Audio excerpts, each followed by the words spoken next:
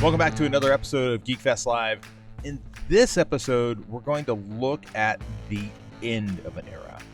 And specifically the end of, this show is really all about live music and taking in live performances. Some of those performances are at festivals or in nightclubs.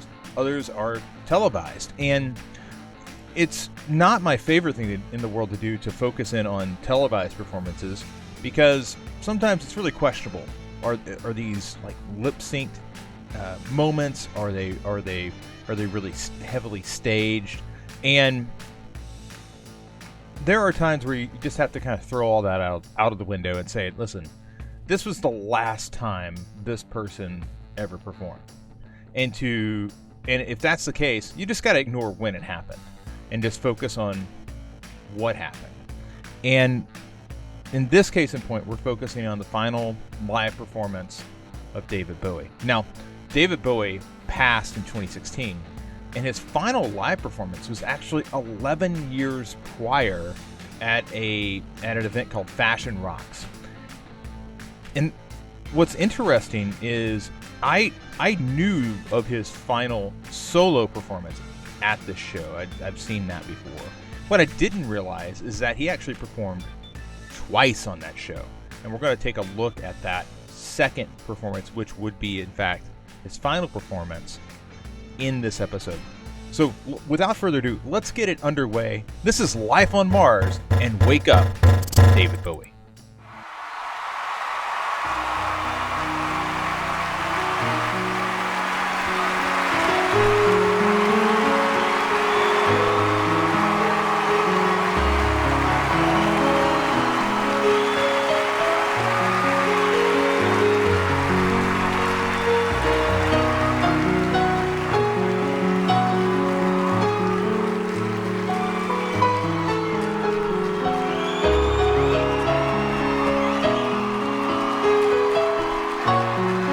To point out right away, if you've watched the beginning, the video from 1969 Space Oddity, this is like light years away. It's amazing to see the transformation that has occurred in it would be 36 years has passed between Space Oddity in 1969 and now Life on Mars.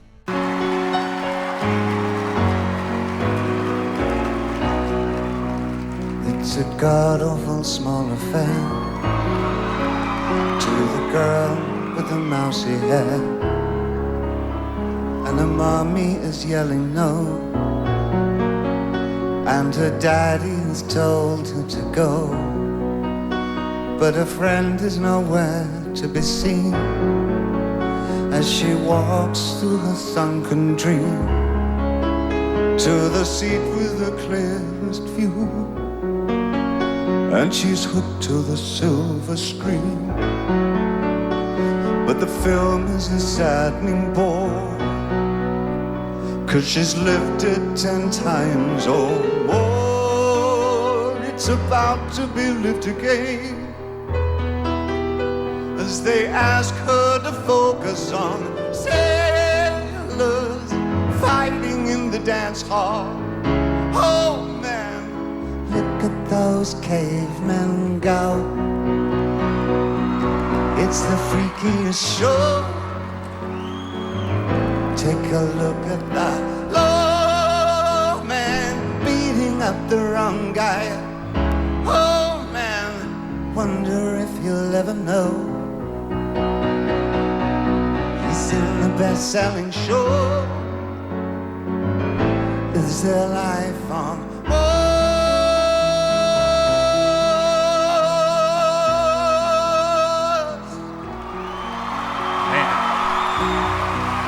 Does he need a band? Does the man need a band? Not at all. Pipes are there, but does Bowie ever really sing?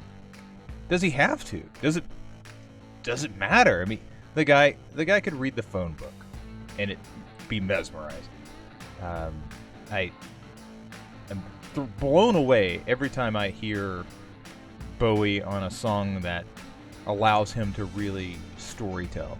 You know, there's no focus on like the hook of the song. It's just Bowie, and that's what we got here.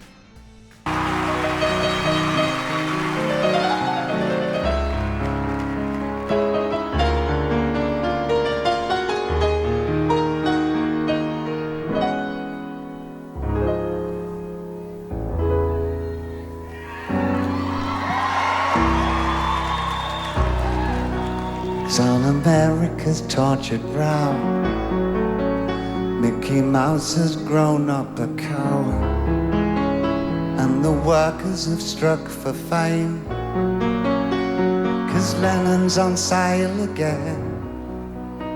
See the mice in their million hordes, from Ibiza to the Norfolk Broads.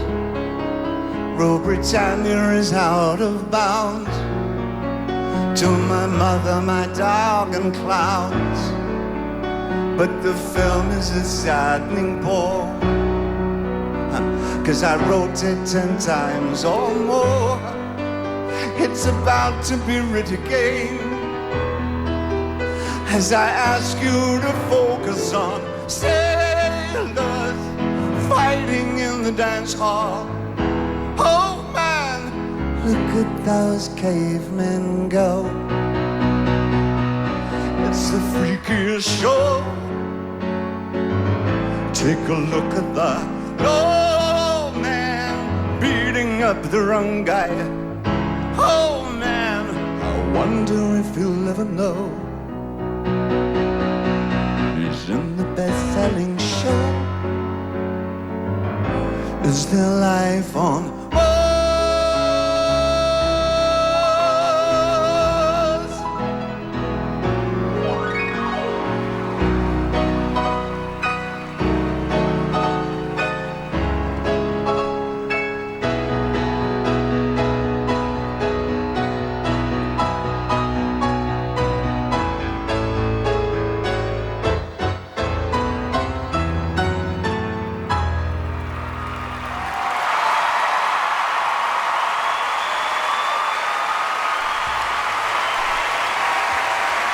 That's a career right there. That's all. Like, it's over. Like, leave the stage. End it on that. That's an amazing capstone. And it was a beautiful arrangement, absolutely. But Bowie's voice on that. I mean, let's face it. He's always written his songs to fit him. He's never tried to blow somebody away with, like, oh, look at how far my range can go. And you've seen so many artists do that through, if it's a mistake they make early in their career, it's something that bites them later because they can no longer perform the songs. Bowie never did that, and thus he's well into his 50s in this video, borderline 60, and still crushing it. Let's continue on with Fashion Rocks.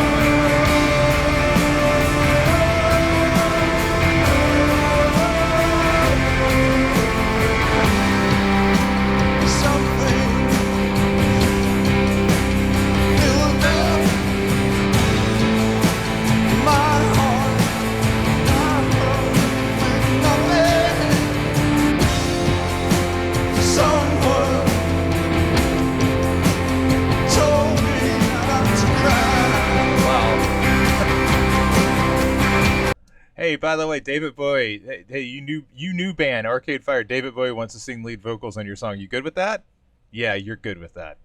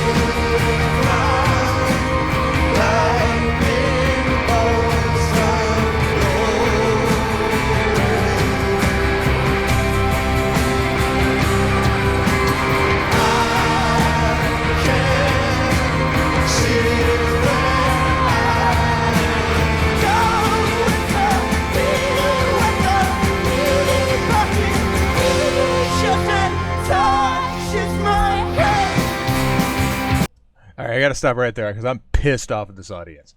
You're telling me that this is David Bowie's last show and there's somebody in the front row that's sitting down?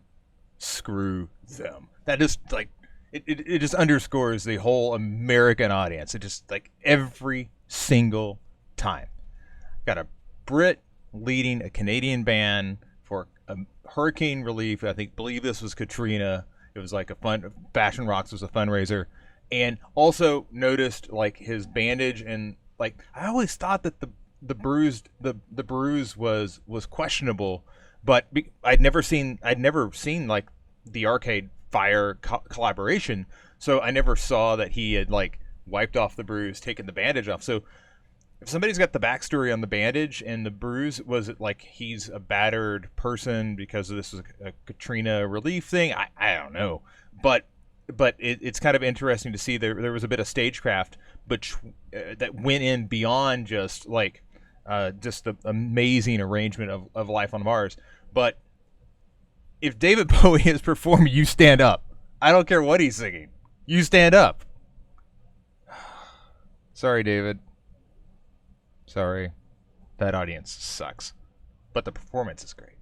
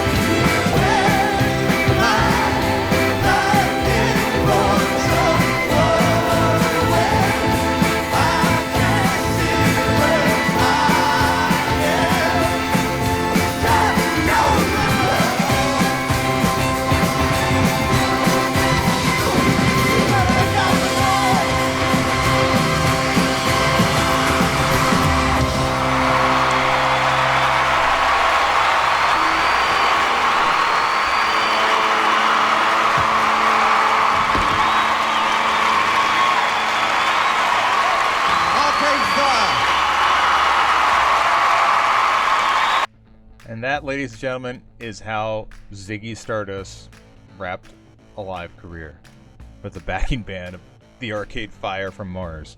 No, it was Arcade Fire, legitimately, and it was a great performance. I don't like the crowd. I don't even like the fact that they stood at the end. It's like, what's the point? Where were you at before? But David Bowie crushed it on that song. Arcade Fire brought it. There's a lot of people that piss on Arcade Fire, and I like them. Sorry, if you don't like Arcade Fire, that's a difference between me and you. But I've always thought they were great. I saw them on the Neon Bible tour. I saw them on that tour. I saw Arcade Fire play in 100 degree heat at the first Lollapalooza in 2005, which was around the same time. They were in all black. I guess props. Either that or they had a death wish. But I think it says a lot about them that they recognized the moment and they said, hey, I'm going to get out of the way and let Bowie lead most of this. Now, it was kind of a shared duty thing. And as I've read up on this a bit, I noticed that Arcade Fire had a bunch of people in their corner early on. U2 would walk out to the Wake Up song at their shows. I believe that was the Elevation tour. And to see Bowie here, Bowie was clearly a fan. Bowie's done this with a lot of artists through the years. One of the more notable, and I've mentioned this before, Trent Reznor. So I hope you found this performance, this final live performance of David Bowie to be as enjoyable as I have. I don't like award shows or benefit shows or things like that, but this one was pretty damn good. And it's a light year. It's literally a light year. It's a lifespan away from where we saw Bowie start with Space Oddity back in 1969. That's going to wrap it for another edition of Geek Fest Live.